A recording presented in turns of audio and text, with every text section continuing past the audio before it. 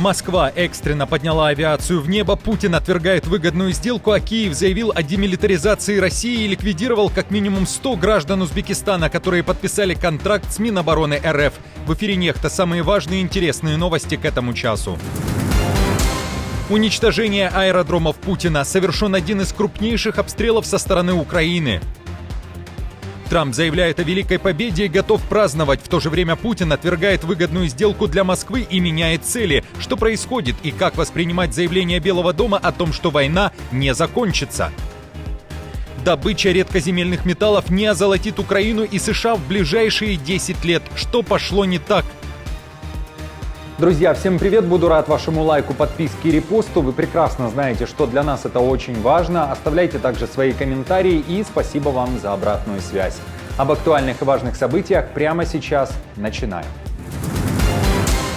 Авиация и десятки ударных дронов в небе. России пришлось поднять истребители, чтобы попытаться отбиться от стаи БПЛА, которые ВСУ направили на Крым в ночь на 2 мая. Вот сейчас уже даже мне отсюда вот видно, как он вот летит над нами, вон там вот наверху. Цель – российские военные аэродромы, причем не один, а сразу несколько. В Украине заявили, что полуострову необходима демилитаризация.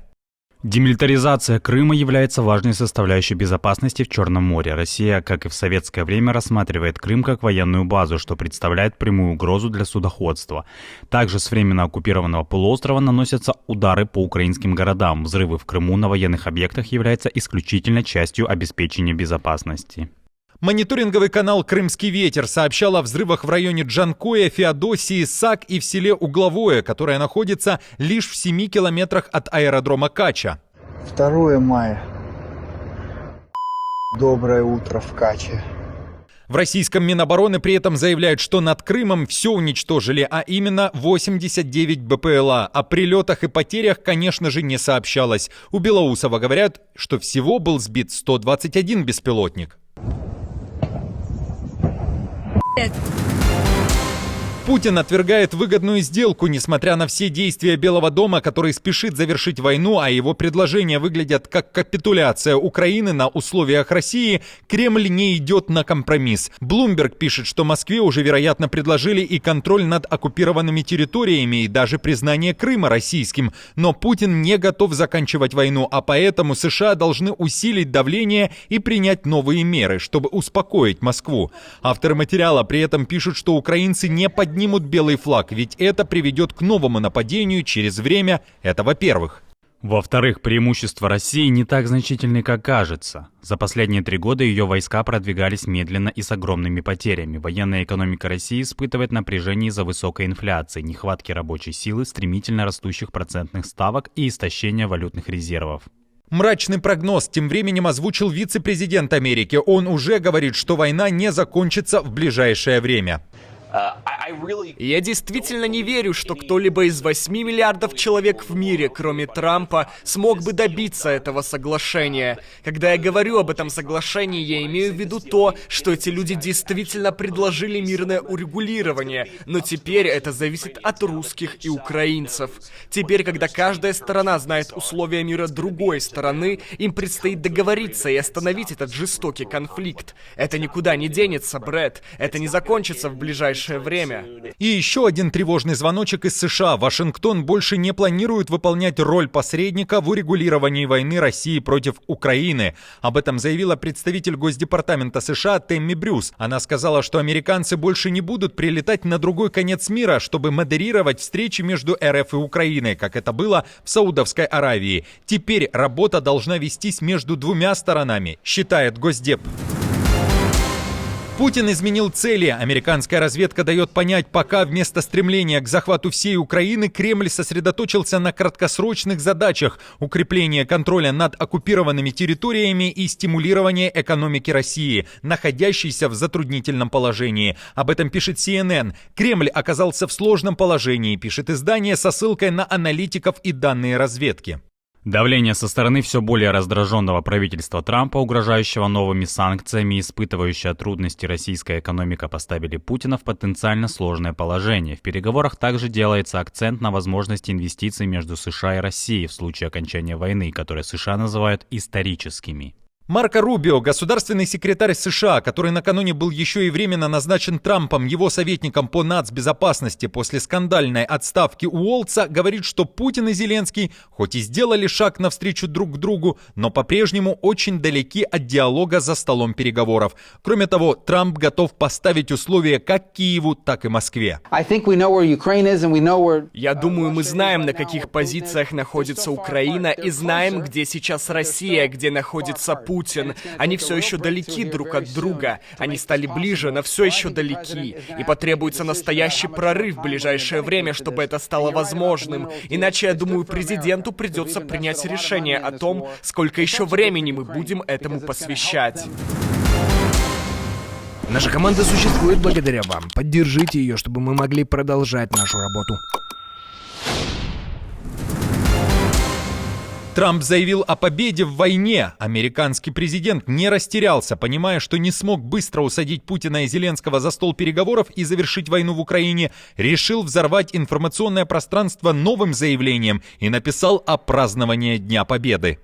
Настоящим я переименовываю 8 мая в День Победы во Второй мировой войне, а 11 ноября в День Победы в Первой мировой войне.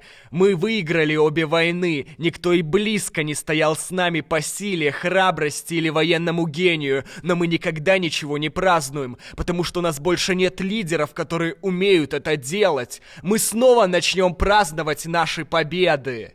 Как вам такое решение Трампа? Как считаете, какого масштаба достигнет празднование Дня Победы в США? Пишите свои варианты в комментариях.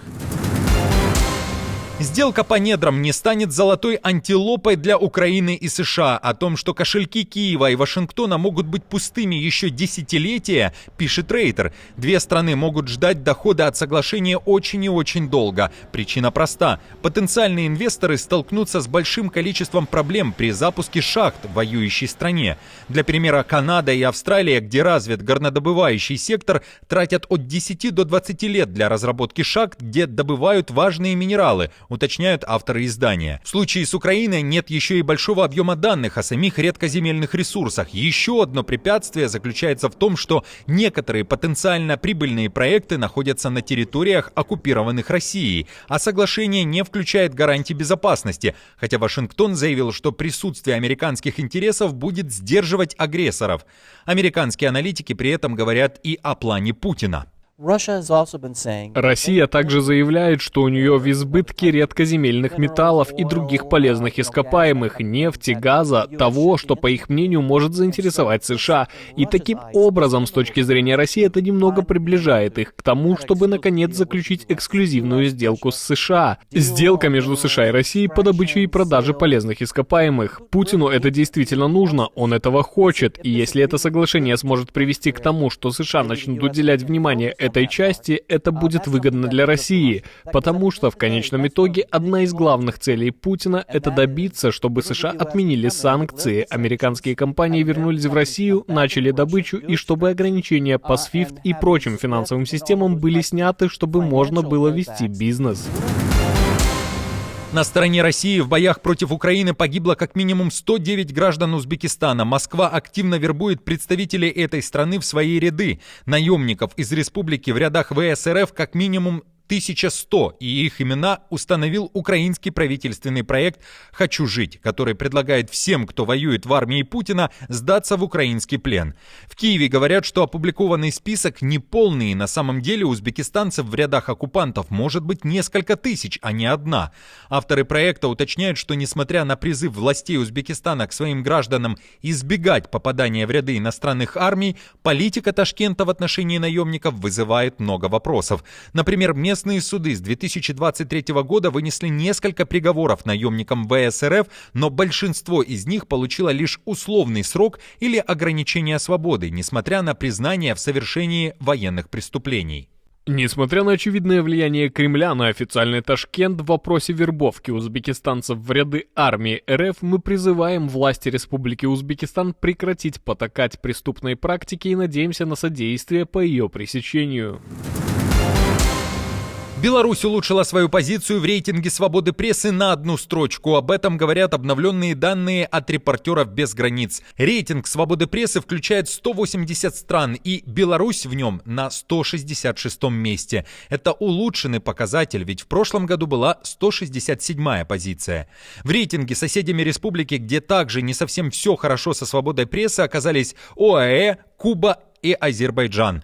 Россия, напротив, опустилась на 9 позиций, заняв 171 место, а Украина расположилась на 62-й позиции, потеряв 1 строчку. Наиболее благоприятная ситуация со свободой прессы наблюдается в Норвегии, Эстонии и Нидерландах. Замыкают рейтинг Китай, а это аж 178 место, следом идет Северная Корея и почетное последнее место у еще одного союзника России – Эритреи.